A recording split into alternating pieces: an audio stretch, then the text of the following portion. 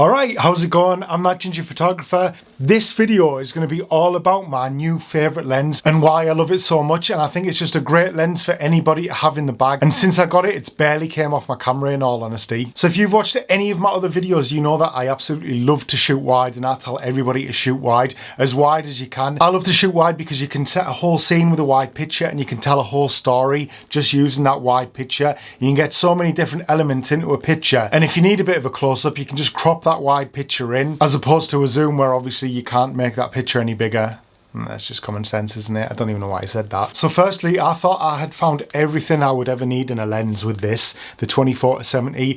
This was my go-to. This stayed on my camera for every commercial job, every wedding, every photography job that I went to. I had this on one camera, and the other camera I just changed lenses on there. This was my baby until now. This is redundant. This only leaves my camera bag now if I want to get that 70mm. I barely use it now after getting this new lens. And if you haven't already guessed it, or you haven't just read the title, this is it, the 16-35. I'm absolutely in love with this lens. It is so wide. I'm in love. It's amazing. I will start off by saying I can't believe it is a bigger lens than the 24-70. Considering this goes to 70, this is a much bigger lens. It's slightly heavier too, a little bit heavier, I think. That's my left arm's just weaker.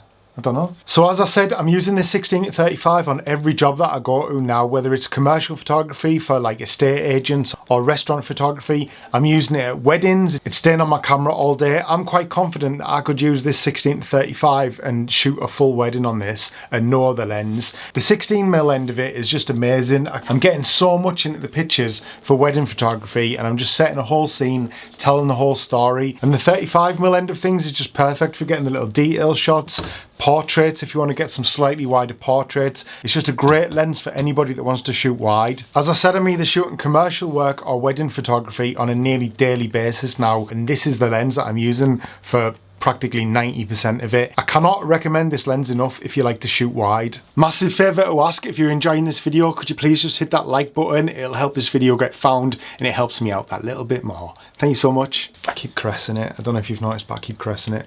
To give you a bit of perspective of how much I've used this lens, my first picture I took with this lens in Lightroom was on the 28th of January this year. It's now June and I'm over 17,000 pictures deep with this lens. That's how much I love it and that's how much I've used it. Every job I've got, I'm using this lens. So some of the pros of this lens are obviously f2.8, and that's all the way through. Whether you're at 16mm, you can shoot at f2.8. Whether you're at 35mm, you can still shoot at f2.8. So it's absolutely amazing for low light photography, dance floors when they're allowed again. Gonna get some good pictures with this. You can add that shallow depth of field if that's what you're looking for in your pictures. If you want to just make something stand out in an image, throw the background blurry, 2.8 will do that. Whether you're shooting in the dark, 2.8 will do that. Obviously the next great point about it is 16mm is just really wide. So my commercial photography clients are loving it because I'm getting so much detail in when they're working on big jobs, or maybe it's estate agents, new site of new builds. I'm getting the entire estate in, or I'm getting the full street in, getting a full street scene in for them. So those clients are absolutely loving me using this lens as well, and I've actually had that feedback. And lastly, something else I've noticed about it is it's just really fast at focusing, which is great when you've got things like a confetti picture or fast moving things in the image, or people running or walking fastly towards you. It's really fast at focusing wherever you want it to focus, which is obviously needed when you're doing fast-paced action shots, if you can class confetti as action. But it's really fast at focusing, which is another really great thing about it. One of the cons, because you've got to be fair, you've got to do the pros and the cons. Obviously it's 16mm. If you're photographing a street scene like I said I was, on the very edges the houses will start to do this, or will start to do this,